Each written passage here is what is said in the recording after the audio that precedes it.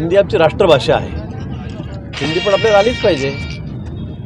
मराठीला तर आपण सक्ती करतोच आहोत. मराठी आलीच पाहिजे. या राज्यात जे शिकतील त्यांना मराठी आलीच पाहिजे हा विषय आहेच.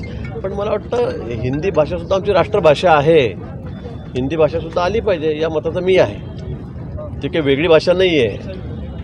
म्हणून राज ठाकरे साहेबांचं काय मत असेल ते असेल.